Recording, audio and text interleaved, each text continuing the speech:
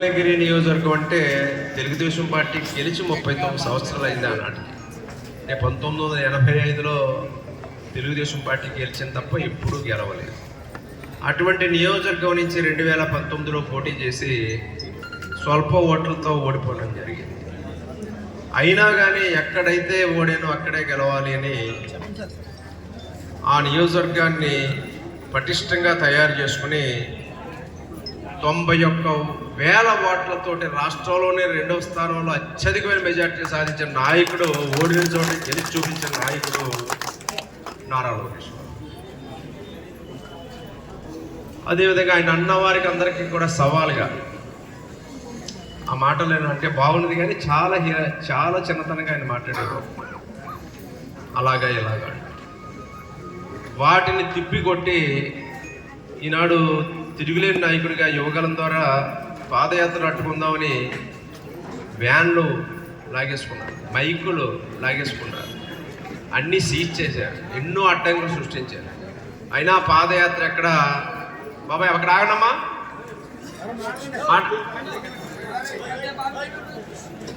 ఎక్కడా కూడా పాదయాత్ర నిలుపుదల చేయకుండా స్టూల్ మీద నిలబడి మైక్ లేకపోతే నోరే గొంతుగా మైక్ లాగేశారు, వాహనం లాగేశారు, వెళ్లకుండా వాలంటీర్లు అరెస్టులు చేసి జైలు పాలు చేశారు, కేసులు పెట్టేశారు, పర్మిషన్లు ఇచ్చేవారు కాదు. అయినా లెక్క చేయకుండా పాదయాత్ర చేసుకుంటూ ముందుకెళ్తే చంద్రబాబు నాయుడు గారు ఆయన మన జిల్లాలో చేస్తున్నప్పుడే చంద్రబాబు నాయుడు గారు కూడా తప్పుడు కేసులు అరెస్ట్ చేయడం, ఆయన జైలు పాలు అవడం, మనందరం కూడా అప్పుడు ఆ యొక్క పోరాటంలో పాల్గొన్నాం. ఆయన యొక్క పరిపాలన ఇలాంటి మంగళగిరి నియోజకవర్గాన్ని కూడా అర్థంలో తీసుకోవాలి. అది బాగా తెలిసింది. 85లో పనిచేసినటువంటి అప్పుడు మంగళగిరి ఎమ్మెల్యే ఎంఎస్ఎస్ కోటేశ్వరరావు గారు వైద్య ఆరోగ్య శాఖ మంత్రి. ఆయన నేను కూడా 86లో హైదరాబాద్ మొట్టమొదటి మేయర్. అప్పటికి ఇవాళైతే చాలా మెట్రో జీవీఎంసీ చాలా పెద్దదైపోయింది, కానీ మొట్టమొదటి ఉమ్మడి రాష్ట్రంలోనే మొట్టమొదటి కార్పొరేషన్ హైదరాబాద్. ఆ కార్పొరేషన్ రాష్ట్రంలో నేను పాల్గొంటున్నాను. అప్పుడు వారు మేము పనిచేస్తున్నాం.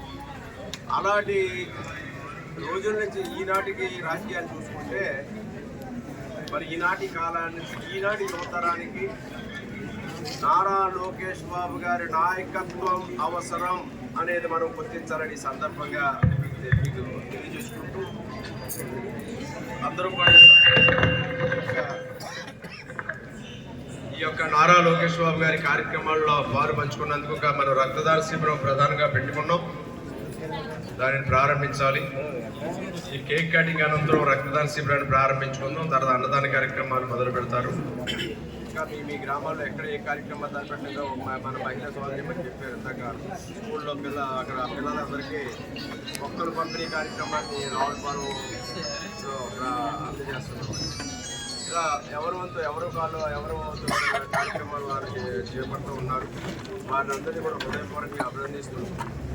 ఈనాడు యొక్క మన రావులపాలెంలో ఈ క్యాంప్ కార్యాలయం ఏర్పాటు చేసిన ఈ కార్యక్రమం కాదని మీ అందరికీ కూడా కృతజ్ఞతలు తెలియజేసుకుంటూ అందరూ కూడా నారా చంద్రబాబు నాయుడు గారి నాయకత్వంలో ముందడుగు వేయాలని, చంద్రబాబు నాయుడు గారి యొక్క మార్గదర్శకంలో మనం ఇక ఎన్డీఏ కూటమి ప్రభుత్వ పరిపాలనలో అభివృద్ధికి అంకితం అవుతాం. నారా లోకేష్ బాబు గారి నాయకత్వం, నారా లోకేష్ బాబు గారి నాయకత్వం, నారా లోకేష్ బాబు గారి నాయకత్వం. నాయకత్వం